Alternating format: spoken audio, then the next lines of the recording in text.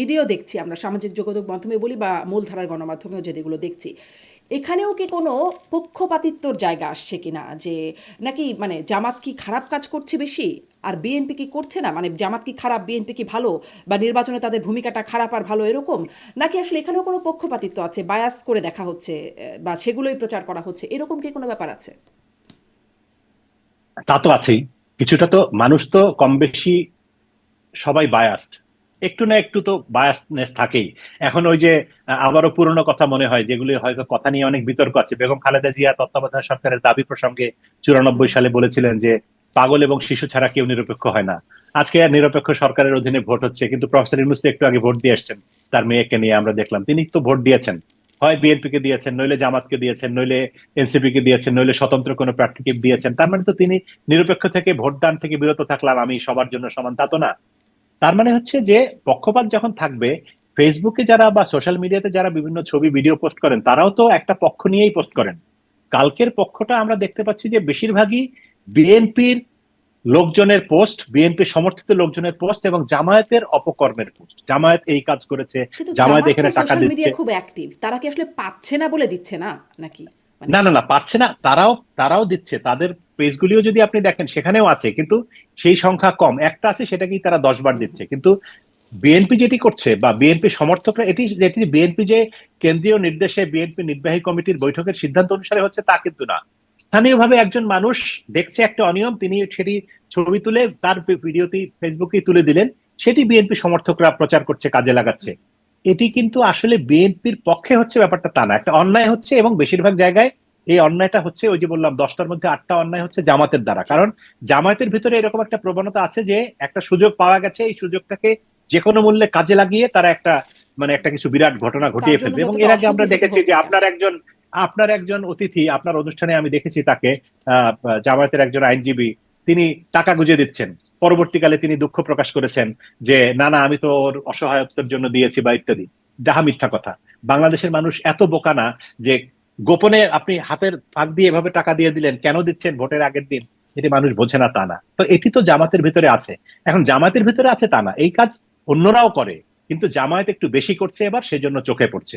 BNP, Awami League বা জাতীয় party বা অন্য যারাই নির্বাচনে রাজনীতি করে, তারাই নির্বাচনে টাকার খেলা খেলে এবং নির্বাচনে কালো টাকার ব্যবহার নিয়ে আমাদের বামপন্থীরা বা আমাদের বুদ্ধিজীবীরা দীর্ঘকাল ধরে কথা বলে আসছেন। সেটি এবারেও হচ্ছে, কিন্তু জালাল মামুন, জামায়াতেরটা আমি এটা বেশি। জানতে চাইবো আপনার কাছে যে টাকার খেলার কথা বলছেন, আর কিসের কিসের খেলা এবারে নির্বাচনে ঘটছে বা খেলছে সেই সম্পর্কে জানবো। কিন্তু ওই যে ভিডিও দেখার কথা বলছিলেন আপনি, এবারে নির্বাচনে যে ভিডিওগুলো আমরা দেখছি, 18 নির্বাচনের কথাও বলছিলেন যে ভিডিও দেখি নাই। কিন্তু প্রশ্নটা ওইখানে যে কেন তখন কোনো ভিডিও, মানে ধরেন আমি যখন আওয়ামী লীগের কোনো অতিথিকে এই প্রশ্নগুলো করি, তারা আমাকে হুম। পাল্টা প্রশ্ন করেন যে আপনি কি মিডিয়ার কর্মী হিসেবে তখন কোনো মিডিয়াতে দেখাতে পেরেছে, কোনো মিডিয়ায় বা সামাজিক যোগাযোগ মাধ্যমে কোনো ছবি এসেছে, ভিডিও এসেছে? আসলে বিবিসির দু একটা খবর ছাড়া খুব রেফার করতে পারি না যে এই ঘটনা ঘটেছে রাতের পর। আচ্ছা, আপনাকে এখন দেখছিলাম, আপনার একটা ভিডিও সম্প্রতিও চোখের সামনে আসলো, নির্বাচন কমিশনে গিয়ে বেশ সাহসের সাথেই আপনি বলছেন যে নির্বাচন তো আসলে দিনেই হয়েছে, ভোট হয়ে গেছে, ব্যালট বাক্স ভরা হয়েছে রাতে, এবং আমরা সেটা লিখতে পারিনি, বলতে পারিনি, কারণ ভয় আছে আমাদের। কিন্তু হুম। কোথাও কোনো কিছু আসলো না। সামাজিক যোগাযোগ মাধ্যম তখনও ছিল, হয়তো এখনকার মতো এত অ্যাক্টিভ ছিল না, কিন্তু ছিল তো। পেলাম না কেন দেখতে? আচ্ছা, ব্যাপারটা হচ্ছে কি, আপনি যখন একটা মানুষের তো একটা মাইন্ডসেট থাকে, নির্বাচনের মাইন্ডসেট হচ্ছে যে আমরা ছোটবেলায় এরশাদের আমলে আমার দেখা নির্বাচনগুলির কথা বলি, সেখানে আমরা দেখেছি যে নির্বাচন হয় বিকাল 4টা পর্যন্ত। সারাদিনে হয়তো 10% 15% লোক ভোট দিল, 20%ও না। বিকাল বেলা ভোট কেন্দ্রে হঠাৎ করে 15-20টা মোটরসাইকেল নিয়ে আসলো, তারা এসে 3-4টা ককটেল ফাটালো এবং তারপরে ব্যালট বাক্স নিয়ে চলে গেল। পরের দিন ফলাফল আসলো, তখন রাতেই ফলাফল হতো না, তখন পরের দিন ফলাফল আসলো, দেখা গেল যে ওই কেন্দ্রে ভোট কাস্ট হয়েছে 70 বা 75%, এবং জাতীয় পার্টির প্রার্থী লাঙ্গল পেয়েছে 90% ভোট, আর বিএনপি 2%, আওয়ামী লীগ 3%, বা ওই অন্য প্রার্থীরা এরকম ভোট পেয়েছে। এটা ছিল তখনকার নির্বাচনী কালচার, মানে নির্বাচনী কালচার বলতে ভোট কেন্দ্র দখলের কালচার।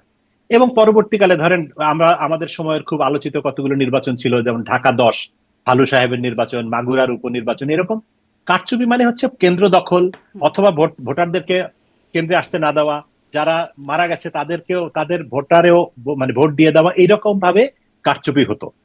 কিন্তু একটা দিনের বেলার ভোট যে রাত্রেবেলা আগের রাতে সিল মেরে বাক্সের মধ্যে ভরে রাখা যেতে পারে, এই ধারণাটাই তো সাধারণ মানুষের ছিল না। এটা নেগেটিভ অর্থে কিছু ক্রিয়েটিভ ধারণা থাকে না, এটি হচ্ছে নেতিবাচক অর্থে অত্যন্ত ক্রিয়েটিভ ধারণা যে কেউ কল্পনাও করতে পারবে না যে আগের রাতে এটা ঘটনা ঘটে গেল। আমার মনে আছে যে সেই 29শে ডিসেম্বর 2018-তে যখন নির্বাচন হলো, নির্বাচনের ফলাফল যখন আমরা পাচ্ছিলাম, শেষ দিকে এসে দেখা গেল যে আওয়ামী লীগ 290 এরকম, মানে 200 আওয়ামী লীগ জাতীয় পার্টি জোট তারা প্রায় 300-র মধ্যে সবই, বিএনপি 5টা না 7টা আসন পেয়েছে। তখন আমি আওয়ামী লীগের অফিসের সামনে, আওয়ামী লীগের এই যে ধানমন্ডি 3-এর অফিসের সামনে ক্যামেরা পাঠিয়েছিলাম লাইভ করার জন্য। সেখানে লোক নাই, মানে একটা দল নির্বাচনে জিতেছে, তাদের কিন্তু হাজার হাজার লোক থাকার কথা, 5-7 জন লোক, এবং তাদের মুখের সামনে যখন ক্যামেরা ধরা হলো, দেখে মনে হচ্ছে যে এদের সবার বাবা মা স্ত্রী সন্তান সব মারা গেছে। চেহারা এতই মলিন এবং কারো মুখ দিয়ে কোনো কথা বেরোচ্ছে না, কারণ আওয়ামী লীগের সাধারণ পর্যায়ের নেতা কর্মীরাও এটা কল্পনা করতে পারেন যে এইরকম একটা ডিজাস্টারাস ভোট হবে। এটাকে কোনোভাবেই বিজয় বলা যায় না, এটা একটা মহা বিপর্যয়কর বিজয় আওয়ামী লীগের জন্য। কিন্তু ব্যাপারটা হচ্ছে এই ঘটনাগুলো যারা ঘটিয়েছে তখন, তাদের পরিকল্পনা বা ষড়যন্ত্র এতই সূক্ষ্ম ছিল যে কারো পক্ষে কল্পনা করা সম্ভব ছিল না যে এই ঘটনাটা ঘটতে পারে। কিন্তু তারপরেও আমি বলি, সাংবাদিক হিসেবে আমি দায়িত্ব নিয়ে বলছি যে কিছু কিছু মানুষ, প্রশাসনের ভিতরেই কিছু কিছু মানুষ কিন্তু তার 2-1টা ভিডিও করে রেখেছে, তারা সেগুলো তখন প্রচার করার সাহস পায়নি। কারণ আমি যেমন সংবাদ সম্মেলনে নির্বাচন কমিশনে বলেছিলাম যে আমরা জানি কি ঘটনা ঘটছে, কিন্তু আমরা প্রচার করিনি, কারণ আমরা জানি গণমাধ্যমের স্বাধীনতা কতটুকু, কার পক্ষে কতটুকু বলা যাবে। এখন আমার স্বাধীনতা নির্বাচনের কমিশনের স্বাধীনতা যদি এক হয়, তাহলে তো আর আমাদেরকে কথা বলতে দেওয়ার বা কথা বলতে ডাকার কোনো মানে হয় না। সেই জায়গা থেকে আমি বলবো যে ওই ধারণাটি ছিল অত্যন্ত কি বলে, নেতিবাচক সৃজনশীল ধারণা, যে কারণে কেউ এটা কল্পনা করেনি। আরেকটা হচ্ছে যে এটি হয়েছে অতি গোপনীয়তার সঙ্গে, যখন কোনো পোলিং এবং ভোট কেন্দ্রের ভিতরে তো ঘটেনি, বেশিরভাগ ঘটনা ঘটেছে টিএনও অফিসে বা ম্যাজিস্ট্রেট অফিসে বা জেলা প্রশাসকের অফিসে বা পুলিশ কর্মকর্তার অফিসে। এবং আমরা তো জানি যে পুলিশ এবং প্রশাসনের লোক, ডিসি এসপি বলাই তো হয় যে ডিসি কে 3 কোটি, এসপি কে 3 কোটি, এইভাবে ভোট টাকা দিয়ে এমপি পদ নিয়েছে আওয়ামী লীগের প্রার্থীরা। তো সেখানে তারা তাদের কক্ষের ভিতরে কোনো কোনো জায়গায় সীমান্তরক্ষী বাহিনী বা অন্য সামরিক প্রশাসনের অন্যান্য লোকজন জড়িত ছিল, আইন শৃঙ্খলা, তারা অতি গোপনে এই কাজটি করেছে। এবং যারা করেছে তারা কোন রকম সাক্ষ্য প্রমাণ এগুলি রাখেনি, যে কারণে এটা সঙ্গে সঙ্গে তাৎক্ষণিকভাবে গণমাধ্যমে বা সামাজিক মাধ্যমে আসেনি। আর তখন তো ভয়ও ছিল যে আসলে কি হবে না হবে, আওয়ামী লীগের একচ্ছত্র আমল, একচ্ছত্র শাসনের আমল। কিন্তু পরবর্তীকালে তো আস্তে আস্তে আস্তে আস্তে আসতে শুরু করেছে বিষয়গুলো। আর এখন তো মানুষ জানে যে রাতে ভোট হতে পারে, সেজন্য আগেই রাতে যেখানে যেখানে ব্যালট বাক্স সেখানে সেখানে পাহারায় থেকে যায়। এখন ফলে একবার যে ঘটনা ঘটে যায়, সেটা নতুন করে রিপিট করাটা কিন্তু একটু ডিফিকাল্ট। সত্যি কথা বলতে গেলে 2 ভাগে বলতে চাই কথাটা। প্রথম কথা হচ্ছে যে আমি তো আসলে, মানে আমি মোটামুটি বলতে চাই যে জন্মগতভাবেই সাংবাদিক, এবং আমার সাংবাদিকতা জীবন শুরুর পর থেকে যতগুলো জাতীয় নির্বাচন হয়েছে, আমার প্রথম জাতীয় নির্বাচন 1996 সালের 15ই ফেব্রুয়ারি, যেবার বিএনপি একা ভোট করেছিল। তারপরে মানে আমি 91 সালের শেষে সাংবাদিকতা শুরু করি, তার আগে প্রথম নির্বাচন হয়ে গিয়েছিল, তখন আমি সাংবাদিক ছিলাম না। তো 96 সালের ওই ভোট থেকে শুরু করে পরবর্তীকালে 96 সালের যে সম্ভবত 12ই জুনের একটা ভোট হয়েছিল, যেবার আওয়ামী লীগ ক্ষমতায় আসলো প্রথম, তারপরে 2001, 2008, এবং তারপরে যতগুলো নির্বাচন এখন পর্যন্ত হয়েছে, একপাক্ষিক, দ্বিপাক্ষিক, বহুপাক্ষিক, বিতর্কিত, অবিতর্কিত, সকল ধরনের নির্বাচনে আমি মাঠে থেকে নির্বাচন কভার করেছি। তো এই প্রথম একটি জাতীয় নির্বাচনে আমি মাঠে থেকে নির্বাচন কভার করছি না, কিন্তু একজন সাংবাদিক হিসেবে যতটুকু নির্বাচন পর্যবেক্ষণ করার, দেখার, যোগাযোগ রাখার, নির্বাচনী কর্মকর্তার থেকে শুরু করে সাধারণ ভোটার, প্রার্থী, পোলিং এজেন্ট এবং সাংবাদিক, সাধারণ মানুষ, নানা জনের সঙ্গে, বিভিন্ন ধরনের মানুষের সঙ্গে যোগাযোগ রেখে, মানে এটা একটা সহজাত, কি বলা যায়, যে প্রবৃত্তিগত কারণেই আমি আসলে যোগাযোগটা রাখছি, কারণ ভালো লাগছে না নির্বাচনের খোঁজ খবর না পেলে। তো সেই জায়গা থেকে আমি একটু অন্য পয়েন্ট অফ ভিউ থেকে এবার নির্বাচনটা দেখছি, যে মাঠের সাংবাদিক হিসেবে নয়, কিন্তু সাংবাদিক একটা ভিন্ন পার্সপেক্টিভ থেকে আমি এবারের নির্বাচনটি দেখছি। এটি হচ্ছে প্রথম বক্তব্য। আর দ্বিতীয় হচ্ছে যে আপনি বললেন যে ভোট শুরু হয়েছে, প্রথমার্ধ পার হয়ে গিয়েছে, সকাল 7:30 থেকে যদি আমরা হিসেব করি, এখন দুপুর হয়েছে। তো আমি আসলে বলতে চাই যে ভোট আসলে এখন শুরু হয়নি, ভোট শুরু হয়েছে কালকে সন্ধ্যার থেকে। কারণ এবার আমরা দেখলাম, এর আগে একটা অভিযোগ বাংলাদেশের নির্বাচন সম্পর্কে ছিল, 2018-র যে ভোটটি হয়েছিল সেখানে রাতের ভোট বলে একটা কথা ছিল, এবং সেই অভিযোগের সত্যতাও আমরা জানি কম বেশি। কিন্তু এখনকার মতো, এখন যেমন আমরা দেখতে পাচ্ছি যে সিল মারা, ব্যালট বা ইত্যাদি ভোট কেন্দ্রের ভিতরে লোক ঢুকে নানা রকম কারসাজি করছে, এগুলি ভিডিওতে ধরা পড়ছে এবং সেগুলি সামাজিক যোগাযোগ মাধ্যম থেকে শুরু করে মূলধারার গণমাধ্যম যেগুলি পত্রিকা এবং টেলিভিশনে প্রচারিত হচ্ছে, 2018 সালে সেটি হয়নি। সেটি আমাদের জানতে সময় লেগেছে। মূলধারার গণমাধ্যম তো দূরের কথা, কোন ধরনের সামাজিক যোগাযোগ মাধ্যমেও 18 নির্বাচনের সময় ওই রাতে বা তারা পরের দিন সকালে দুপুরে হুম। আমরা কিন্তু জনাব এরকম জয় কোনো মামুন, অভিযোগ 18 পাইনি। সালের বিষয়ে বিশেষ করে আপনার কাছে জানতে চাইবো, কিন্তু একটু পরে। আপনি বলছিলেন যে হ্যাঁ, গতকাল সন্ধ্যা থেকেই শুরু হয়েছে, এটি কেন হ্যাঁ, বললেন? হ্যাঁ, তো এটি বলছি এই কারণে যে গতকাল সন্ধ্যা থেকে যখন বিভিন্ন জায়গা থেকে আমরা খবর পাচ্ছিলাম, মানে আমরা বলতে দেশের মানুষ খবর পাচ্ছিল সামাজিক যোগাযোগ মাধ্যমে, মূলধারার পত্রিকায়, দেখছিলাম যে ভোট কেন্দ্রে বিভিন্ন জায়গায়, দেশের বিভিন্ন প্রান্তে ভোট কেন্দ্রে আহ কিছু লোক ঢুকে পড়ছে, কিছু প্রিজাইডিং কর্মকর্তা বা সহকারী প্রিজাইডিং কর্মকর্তা বা পোলিং কর্মকর্তা, তারা একটি দলের পক্ষে বা একটি গোষ্ঠীর পক্ষে সিল মারার চেষ্টা করছেন। সেখানে আবার অন্য তাদের প্রতিপক্ষরা গিয়ে হাজির হচ্ছেন, তাদেরকে হাতে নাতে ধরে ফেলছেন। এবং প্রতিটি ক্ষেত্রে যেই জিনিসটা এবার ভালো লেগেছে আমার, সেটি হচ্ছে যে প্রত্যেকটা ক্ষেত্রে আমরা লক্ষ্য করেছি যে আইন শৃঙ্খলা রক্ষাকারী বাহিনীর সক্রিয় উপস্থিতি, তারা কোনো নীরব দর্শকের ভূমিকা পালন করেনি। এর আগে বিভিন্ন সময় বাংলাদেশে, বিশেষ করে গত 1.5 বছরে, অনেক সামাজিক অন্যায়, অনাচার, অবিচার আমরা দেখেছি। সেখানে আইন শৃঙ্খলা রক্ষাকারী বাহিনীকে নীরব ভূমিকা পালন করতে দেখেছি, দর্শকের অথবা তার ধারে কাছেও যেতে দেখিনি। কিন্তু এই নির্বাচনকে কেন্দ্র করে যেসব অনিয়মের অভিযোগ কালকে সন্ধ্যা থেকে উঠছিল, কালকে সন্ধ্যা থেকে না, তার আগে থেকে আপনি জানেন যে সৈয়দপুর বিমানবন্দরে জামাতের একজন নেতা ধরা পড়লেন টাকার বস্তা নিয়ে, এবং এর বাইরেও পটুয়াখালীর কলাপাড়ায় আরেকজন বিএনপির নেতা বা সমর্থক টাকার বস্তা নিয়ে ধরা পড়লেন। এরকম অনেক জায়গায় আইন শৃঙ্খলা রক্ষাকারী বাহিনীকে আমরা সক্রিয় দেখেছি। সেই জায়গা থেকে আমি মনে করি যে আইন শৃঙ্খলা রক্ষাকারী বাহিনীর ভূমিকাটি এই নির্বাচনকে কেন্দ্র করে খুবই ইতিবাচক, সেটি একটি ভালো দিক। আর এই কথাটি কেন বললাম আমি, কারণ কালকে রাত থেকে বহু জায়গায়, একটা দুটো পাঁচটা জায়গায় না, অন্তত 10টা 20টা জায়গায় এরকম ঘটনা ঘটেছে যে নির্বাচনকে প্রভাবিত করার জন্য টাকা বিতরণ করা হচ্ছে, সেই টাকা নিয়ে ধরা পড়ছে, ব্যালটকে পেপারের মধ্যে সিল মারা হচ্ছে, ফলাফল রেডি করে সেখানে পোলিং কর্মকর্তা, কি বলে, এজেন্টদের স্বাক্ষর নেওয়া হয়েছে। এরকম অনেক কিছু, অনেক ধরনের অনিয়মের খবর আমরা পেয়েছি এবং নানা জায়গায় সংঘর্ষ হয়েছে, মারামারি হয়েছে, আহত হয়েছে। হাতিয়ায় একজনের প্রাণহানির খবর পর্যন্ত আমরা পেয়েছি, নোয়াখালীর যে হাতিয়া সেখানে। তো ফলে সব মিলিয়ে আমার কাছে যেটি মনে হয়েছে যে ভোটের যে আনুষ্ঠানিকতা, সেটি আসলে অনানুষ্ঠানিকভাবে কালকে রাত থেকে শুরু হয়েছে, আনুষ্ঠানিক ভোট শুরু কিন্তু হয়েছে আজকে এটা কি সকাল জয় মামুন, সাড়ে আপনি সাতটা থেকে। বলছিলেন যে আপনার মানে একটা বেশ দীর্ঘ অভিজ্ঞতা ভোট কাভার করার, এটা কি একটা খুব এক্সেপশনাল বা ব্যতিক্রমী একটা ঘটনা যে এরকম, নাকি আসলে আমাদের ভোটকে ঘিরে এটা একটা স্বাভাবিক রকমেরই চিত্র? ভোটকে ঘিরে স্বাভাবিক রকমের চিত্র, হ্যাঁ, এক ধরনের স্বাভাবিক রকমের চিত্র। কারণ আমরা যদি আহ নিকট অতীতের দিকে তাকাই, বিশেষ করে যেই নির্বাচনগুলি দলীয় সরকারের অধীনে অনুষ্ঠিত হয়েছে, সবচেয়ে আমরা যদি ধরি যে 2014 সালের নির্বাচন, অর্থাৎ 2008-এ তো 111 পরবর্তী তত্ত্বাবধায়ক সরকারের নির্বাচন, তারপরে যখন আওয়ামী লীগ সরকারের অধীনে প্রথম নির্বাচন হলো 2014 সালে, যেই নির্বাচনে বিএনপি নির্বাচন বর্জন করলো এবং আওয়ামী লীগ 153টি আসনে বিনা প্রতিদ্বন্দ্বিতা নির্বাচিত হলো, সেই নির্বাচনের আগের রাতে জাস্ট নির্বাচন হয়েছিল বোধহয় 30শে জানুয়ারি বা এরকম, আমার মনে নেই, 29শে জানুয়ারি বা ডিসেম্বর এরকম সময়। তার আগের রাতে কিন্তু এরকম ঘটনা ঘটেছিল, ভোট কেন্দ্রে গন্ডগোল, একজন সহকারী প্রিজাইডিং অফিসারকে পিটিয়ে বা পুড়িয়ে মেরে ফেলা হয়েছিল, এবং বহু জায়গায় এরকম গন্ডগোলের খবর আমরা পেয়েছিলাম। তো এই ঘটনাটি বাংলাদেশের ইতিহাসে এইবারই প্রথম ঘটছে তা না, কিন্তু আমি যে কথাটি বলতে চাই যে প্রতিবার যে ঘটনা ঘটে, এবার সেরকম ঘটবে না বলেই তো আমরা আশা মানে করেছিলাম। ইতিহাসের কারণ সেরা বা শতাব্দীর সেরা হ্যাঁ, নির্বাচনটা হচ্ছে আমাদের না। আমাদের সরকার প্রধান, মাননীয় প্রধান উপদেষ্টা ডক্টর মোহাম্মদ ইউনূস, যিনি নোবেল শান্তি পুরস্কার বিজয়ী হিসেবে বিশ্ব জুড়ে পরিচিত, তিনি জাতিকে প্রতিশ্রুতি দিয়েছিলেন যে এবারের নির্বাচন হবে বাংলাদেশের ইতিহাসের সেরা নির্বাচন, এবং বাংলাদেশ একটা নতুন জন্ম লাভ করবে এই নির্বাচনের ভিতর দিয়ে। তো সেক্ষেত্রে আমরা তো আশা করতেই পারি যে অতীতে যেসব ভুলভ্রান্তি হয়েছে বা অন্যায় হয়েছে, অনাচার হয়েছে, দোষ ত্রুটি হয়েছে, সেগুলো এবার হবে না। তাহলে আপনার কিন্তু কাছে আমরা যদি দেখলাম জানতে যে চাই, আপনি যখন থেকে কাভার করছেন বা তার আগের খবরও যতটুকু জানেন, এখন পর্যন্ত ইতিহাস সেরা নির্বাচন আপনার কাছে কোনটা? আচ্ছা, এখানে একটা, এই কথা তো আসলে এক কথায় উত্তর দেওয়া একটু কঠিন। আমি নির্বাচন কভার করা শুরু করেছি 96 সাল থেকে, আমি বললাম। তার আগের নির্বাচন, আহ, বাংলাদেশের প্রথম জাতীয় সংসদ নির্বাচন তো 1973 সালে, স্বাধীনতা পরবর্তী।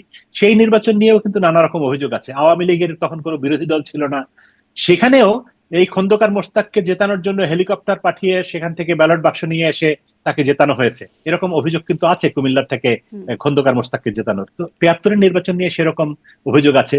৭৯-র নির্বাচন মানে দ্বিতীয় জাতীয় সংসদ নির্বাচন যেটি, সেখানে আমরা দেখেছি যে আমি তখন শিশু, আপনার হয়তো জন্মই হয়নি, কিন্তু তারপরেও সেই নির্বাচন নিয়ে প্রচুর অভিযোগ আছে। জিয়াউর রহমানের হ্যাঁ না ভোট নিয়ে নানা রকম অভিযোগ আছে।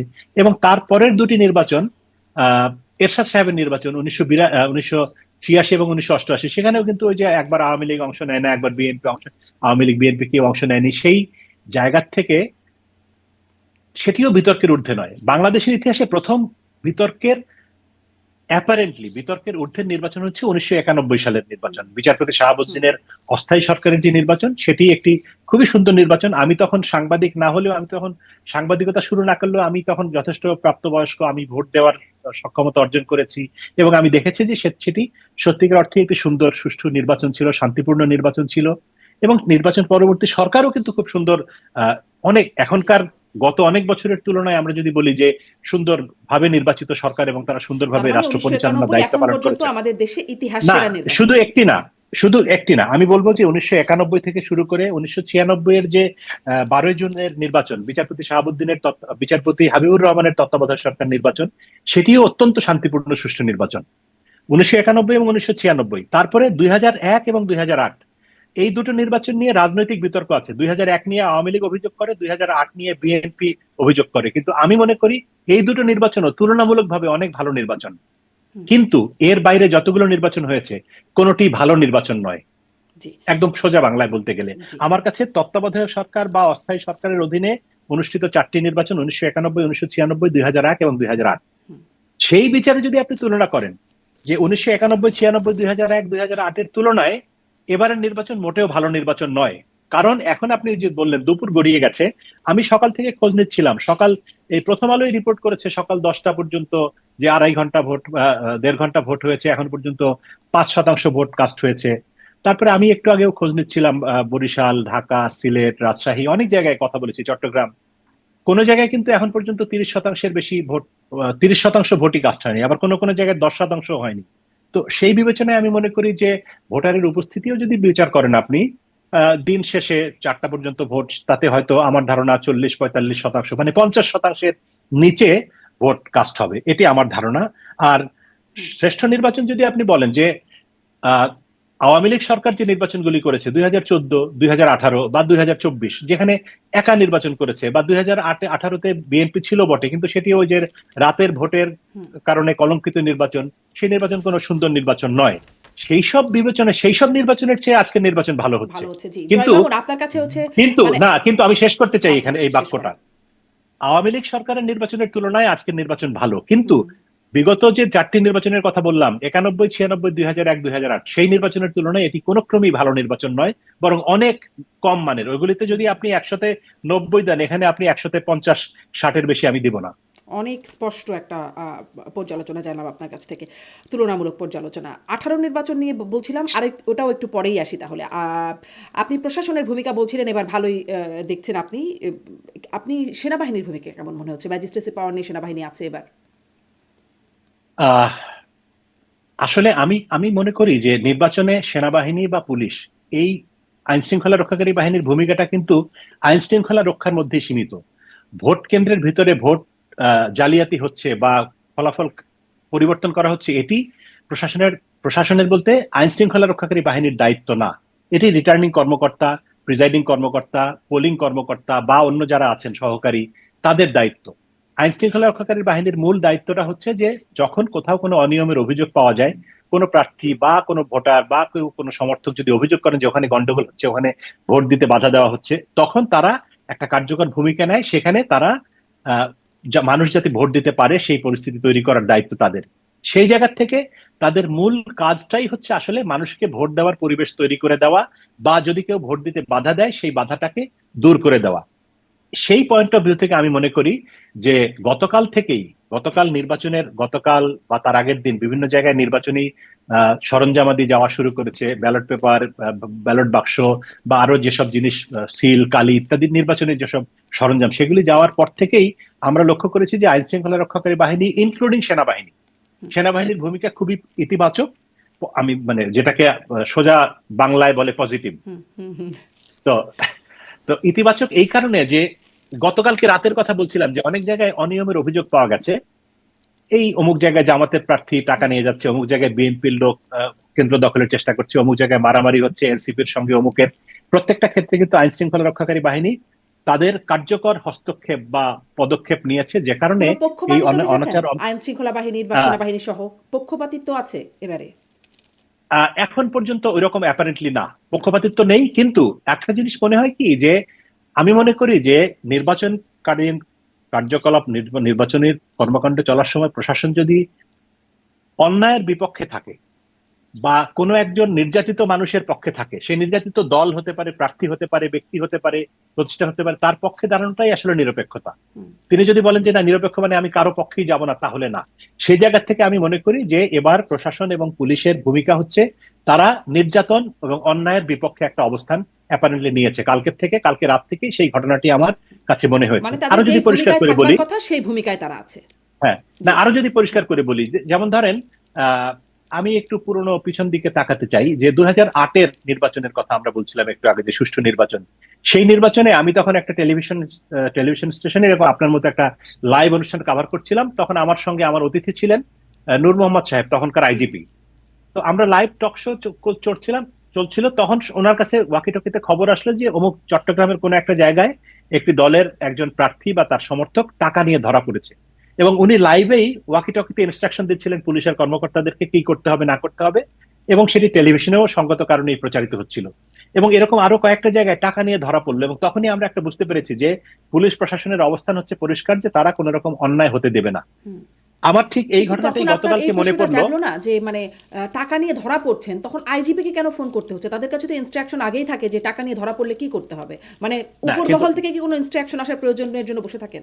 কিন্তু তারপরে হয় কি, বাংলাদেশে আসলে ওই যে শেখ হাসিনাকে একবার এক প্রশ্ন করে আমি একটু বকা খেয়েছিলাম, সেটি হচ্ছে যে কেন সব কাজ আপনাকেই হুম, করতে হুম। হয়, আপনার এই সভাসদ দল কি করে? বাংলাদেশের নিয়ম হচ্ছে পুলিশের যে কোনো একটা সাধারণ চোর আসামি ধরতে গেলেও ওই ওসি জিজ্ঞেস করবে এসপি কে, এসপি জিজ্ঞেস করবে ডিআইজি কে, কমিশনারকে, কমিশনার জিজ্ঞেস করবে আইজি কে, এরকম একটা ঘটনা ঘটে। সেই কারণে বাংলাদেশে আসলে টপ মোস্ট ব্যক্তিকেই বেশিরভাগ ক্ষেত্রে নির্দেশনা দিতে হয়। তো আমি আইজির কথাটা বললাম সেই কারণে, মানে যে তিনি নির্দেশনা দিচ্ছিলেন কি কি করতে হবে। গতকালকেও আমরা দেখলাম যে পুলিশ প্রশাসনের তরফ থেকে বা সেনাবাহিনীর তরফ থেকে অথবা সরকারের শীর্ষ মহল থেকে এরকম নির্দেশনা পরিষ্কার ছিল যে যেখানেই যারা অন্যায় করতে যাবে, সে বিএনপি না, জামাত হুম, না, এনসিপি না, আওয়ামী লীগ না, কোন দল, সেটা তোমার দেখার দরকার নাই। তোমরা নির্বাচনটা যাতে সুষ্ঠুভাবে হয়, মানুষ যাতে ভোট দিতে পারে এবং কেউ যেন অন্যায় করতে না পারে। এবং সেখানে আমরা কি দেখলাম? আমরা দেখলাম যে 10টা ঘটনা যদি ঘটে, তার মধ্যে 8টা ঘটনা ঘটিয়েছে জামাত, মানে অনিয়মের ঘটনা। হুম। সেই জায়গা থেকে এটা একটা পরিষ্কার যে দুদিন আগেও কিন্তু একটা মানুষের মধ্যে একটা কনফিউশন ছিল যে সরকার না যেন জামাতের পক্ষে অবস্থান নেয়, কারণ জামাতের জোটের অংশীদার হচ্ছে এনসিপি, যারা এই সরকারের নিয়োগকর্তা। প্রফেসর ইউনূস যাদের কথা বলেছেন যে আমার নিয়োগকর্তা ছাত্ররা, সেই ছাত্রদের দল হচ্ছে এনসিপি। তার মানে হচ্ছে যে সরকারের একটা অংশ বা সরকারের বিরাট অংশ জামাতের প্রতি বা এনসিপির প্রতি বা ওই জোটের প্রতি একটু টিল্টেড থাকতে পারে, সেরকম একটা আশঙ্কা বিএনপি বা অন্য অনেক বিএনপি সমর্থক বা অন্য অনেক মানুষের ভিতরে ছিল।